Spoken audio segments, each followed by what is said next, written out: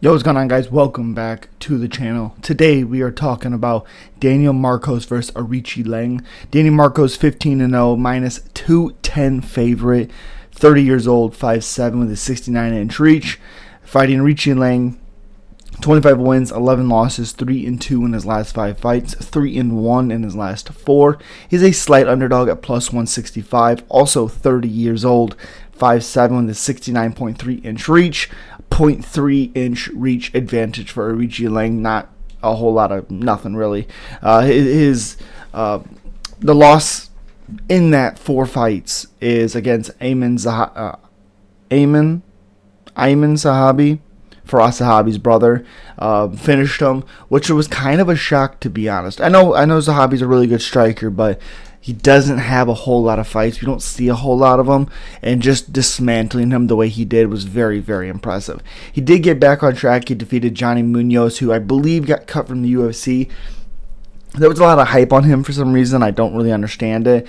And he stayed in the UFC, but we lost. What's the fighter he got finished by? Oh my gosh, what's his freaking name? Let's see. He was finished. Tony Gravely. We lost Tony Gravely, but we keep Johnny Munoz. Okay, well, sure, whatever.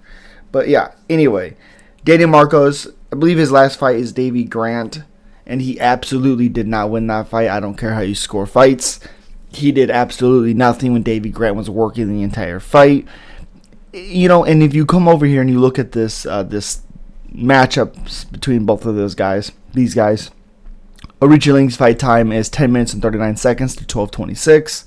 Again, basically the same reach. Strikes landed per minute 4.88 to 5.3 for Aoriqileng. Striking accuracy is 46 to 50%. Strikes absorbed per minute 3.7 to 5.56. So even though he lands a lot per minute, he's also getting hit a lot.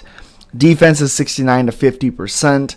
Takedowns per fight, maybe about one every other fight to about 2 or 1.5 for 15 minutes. Takedown accuracy is 50% to 46%. Takedown defense 89 to 58%. Again, I don't think he beat Davey Grant, but he looked pretty good against Oliveira.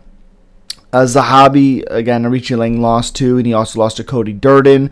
He beat Ellis Perrin, Jay Perrin, which I believe he got dropped in that, or he dropped Perrin, something like that, pretty back and forth. Oh, I think he actually got dropped late in that fight, and then beat Johnny Munoz. Even though I do like Aoriqileng in this one, striking-wise, I just think that the diverse and the power that Daniel Marcos does have when he lets it go, his hands go and his combinations go. You go back and you watch Oliveira fight, his body work looked great.